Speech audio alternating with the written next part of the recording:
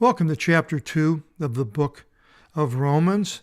Paul is giving the Romans instructions on ways of personal behavior, and we left the last chapter with a long list of things that were wrong to do, and now he goes and changes a little bit to a little more personal way of explaining judging, which has been used by so many people by the term, brother, don't judge me.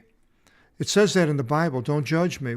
Well, it says not to judge if you are doing the same thing, but not on the whole. So let's start with it. And it says, therefore, you are inexcusable. Anapologitos. Apology is a excuse. It comes from that word there. And the alpha in front of a word puts the negative, like un in English. O anthrope, man, everyone judging. For in which way you judge the other, yourself you condemn, for you do the same things, O one judging. And that is, if they did do the same things, and so he's bringing that out, that if they are doing it, he doesn't have the if subjunctive, but that's meant. For we know that the crima, a crime, it's a judicial term, comes from this word, for that it is not the same meaning, but it's a derivative from this word. For we know that the judgment of God, theou, is according to truth upon the ones doing such things. If you are judging and you're doing the same thing, then it's like a hypocrite, and you're going to be judged by God. But do you think this, O man, anthrope, the one judging the things, doing such things, and yourself doing them, that you shall flee from the judgment of God? No, is the answer. Are the riches of his graciousness and the forbearance and the leniency do you disdain, not knowing that the graciousness of God leads you to repentance? So now we're at a disadvantage because we don't exactly know what was going on there at the Roman church that Paul was addressing. So without really knowing it, you would just be guessing. We can apply these things to ourselves today, 2,000 years later, in that if we are judging and we're doing it, then we're going to be held accountable. And if you're a Christian, of course, and if you're doing that, he says, are you basically disdaining the graciousness of God, allowing you to have the freedom to do the right thing by not doing the right thing? And it should be leading you to repentance, if you are. But according to your hardness and impenitent heart, you treasure up to yourself or gain wrath in the day of orgees, that day of wrath. I'm sorry, I should have mentioned one place right here about not the riches of his graciousness and the forbearance and the leniency do you disdain, not knowing that the graciousness of God leads you to repentance. I wanted to bring out Luke 7:47, where Jesus went to the house, I believe it was Simon, and he was there, and this woman was pouring oil and washing the feet of Jesus, pouring oil on his head and washing his feet. And Simon, and Jesus said to Simon, you basically know what she's doing. He says, of which favor I say to you, her many sins have been forgiven, for she loved much. But to whom little is forgiven, loves little. So this repentance brings us to realizing who Jesus is, that he is our Redeemer. He died for us, although he did at this time of this woman, she didn't see that, but she knew there was something about this man, and that he had mentioned that he has the forgiveness of sins, and she believed it. And so also us, now is the time, now is the time for the forgiveness of sins, accepting the forgiveness from Jesus. And I don't know, a lot of us have sinned a lot, and to disdain his leniency and the graciousness and everything he has to offer is giving up a lot. But why would you? But according to your hardness and impenitent heart, you treasure up to yourself wrath in the day of wrath and revelation of the righteous judgment of God. It's basically a bank account of heaven. We will have, it says back down, let me go back down there. For you treasure up to yourself wrath in the day of wrath. So we treasure up. Now, other places we treasure up, if we do good works, we treasure up good things for ourselves. So it's like a heavenly bank account in the way where we deposit the things that we do in this life. Some things are going to lose your interest. You lose everything, and other things our deposit will give us more. As Jesus says, the person has been given these talents and they used them rightly, then that was good. They would be given more. Who will recompense each according to his works? To the ones with endurance of good work, seeking anxiously glory and honor, incorruptibility, life eternal. So if we are doing good works, which I believe the things of good works are a lot of times made fun of, or not made fun of is probably not the right term, but there's like, brother, you can't work your way to heaven. And I heard this so many times, and it's like they're taught about working your way to heaven, and sort of one type of a theology that's kind of bizarre, because I really don't know anybody that ever said, I'm going to try to work my way to heaven. Now, they use this as almost as against the works, but yet these works are what we are called to do. James called, we're created for good works, but our works can also keep us from heaven. We do the bad works. So we can't work our way to heaven, but we sure can work our way out of it. Then the result of the good works, life eternal. And to the ones from contention and resisting persuasion, indeed to the truth, and being yielded to iniquity, what? Rage and wrath, both of them, themos and orgi. Now, when you see rage and wrath together, that's the worst it can be. When they put the two of them together, you find that every once in a while in the Bible. Many times it's just rage, and other times wrath. And then also affliction and straits. And affliction could be physical, any type of affliction from other people. And the straits I mentioned before is a nautical term where you're going up a channel with the wind straight down in the old sailing days, and the wind's going down, so you couldn't go up. You had what they called a beat into the wind. You go, that's called tacking. You go in a zigzag. A boat can go 45 degrees into the wind because of the way its sails are made. But if you have, let's say, rocks on both sides, and you have in those days, I mean, I don't know how small and how big the boat would depend. Let's say it was a half a mile wide, and this boat is going up. You're just doing a lot of work going back and forth, and you're in the straits, it's called. And it's hard and not an easy place to be. Upon every soul of man manufacturing the evil thing. So if you are doing the evil things, then you're going to have all these things, rage, wrath, affliction, straits.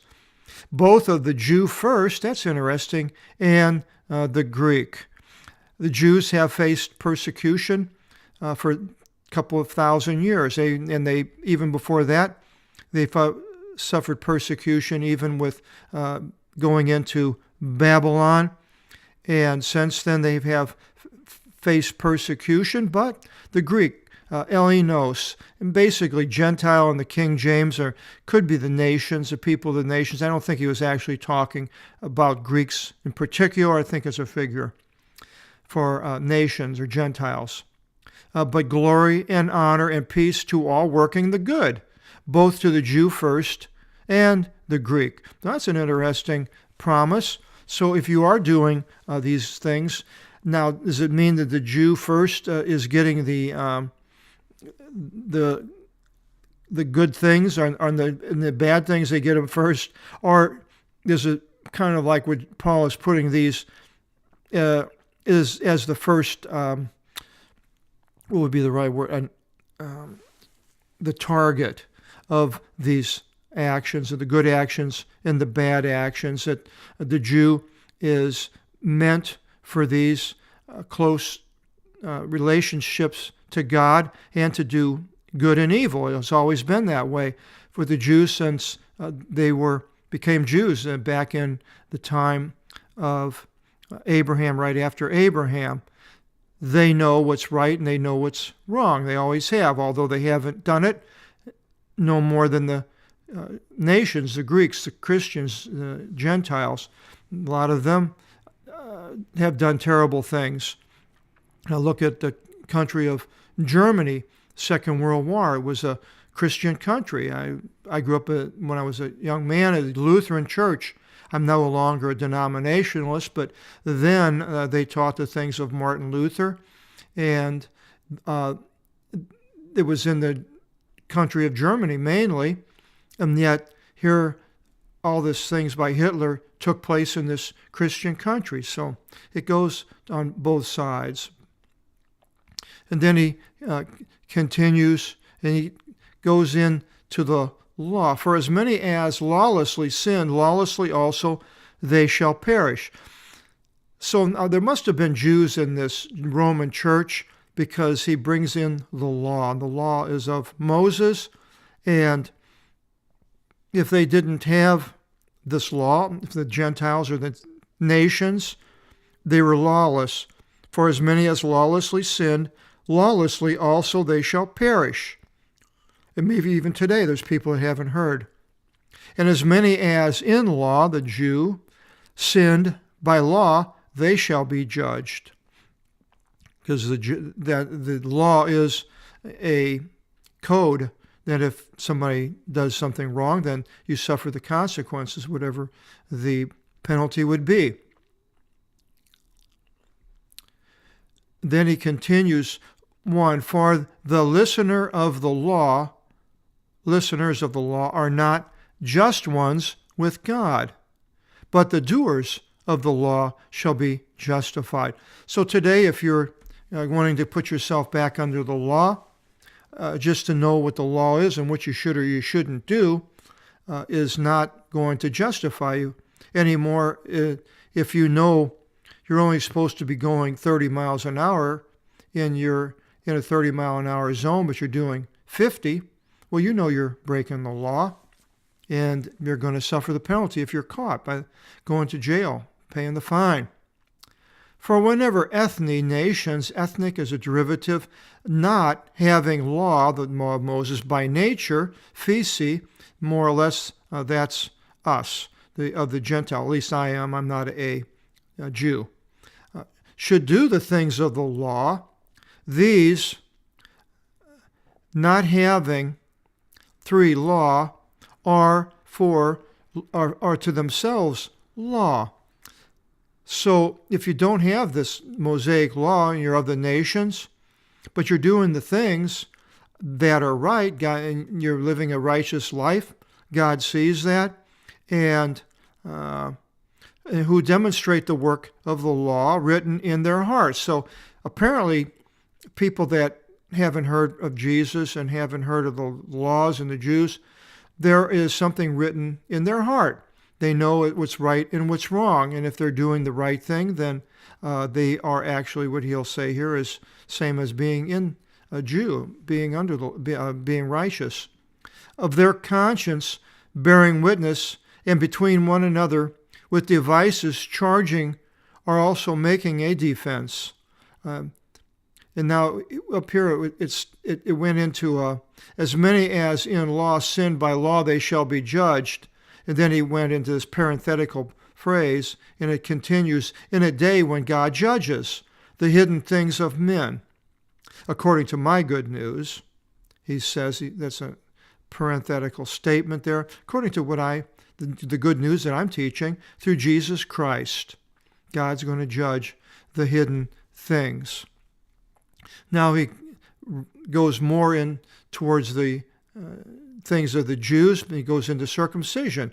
Behold, you are named a Jew, so there must have been the Jews in this Roman church.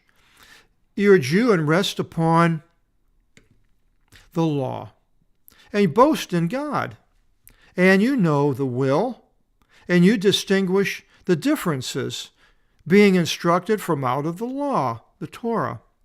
You're also persuading yourself to be a guide of the blind, a light of the ones in darkness, and a corrector of foolish ones, a teacher of infants, having the appearance of knowledge and truth in the law.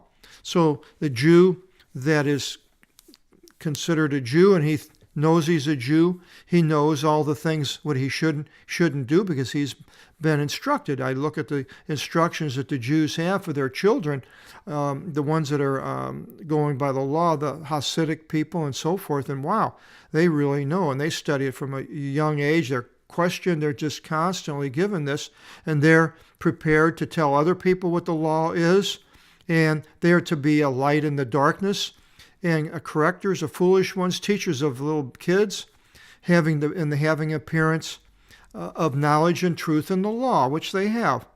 Well, the one then teaching another, do you not teach yourself? So apparently there were some Jews that were claiming to be Jews, but teaching other people these things, but they really weren't doing them themselves.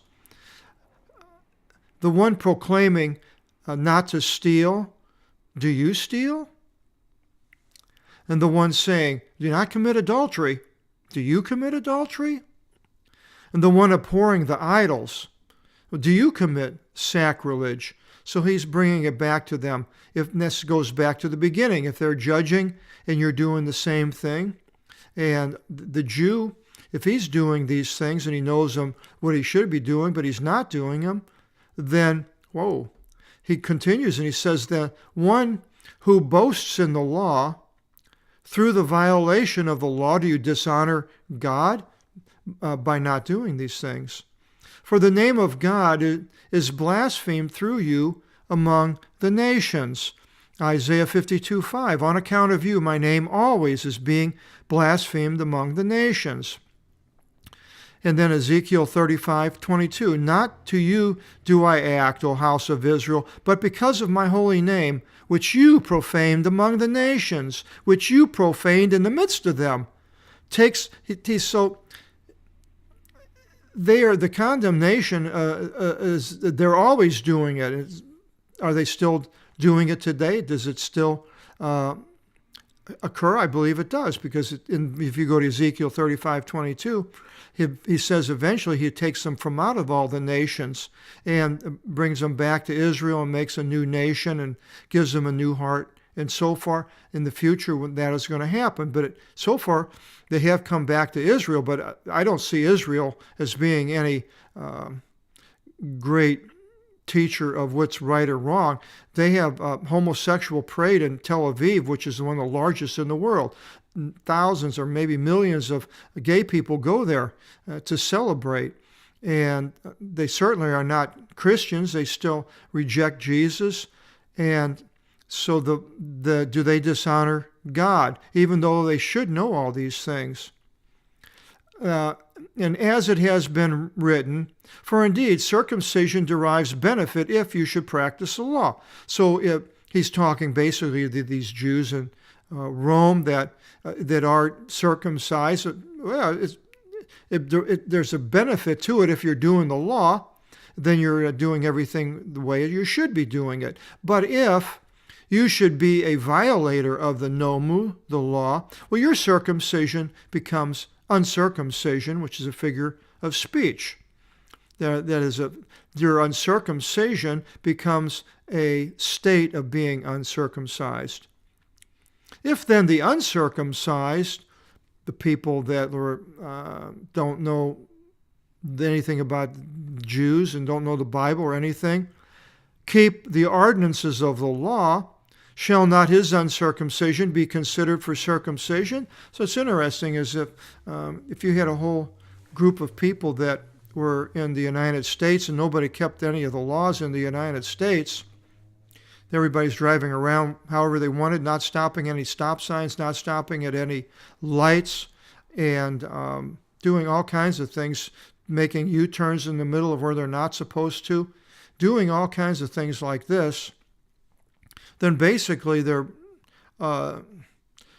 they are under the law of the United States, but they're lawbreakers. Well, now what about if you go to another country that doesn't have any laws? You can drive whatever way you want.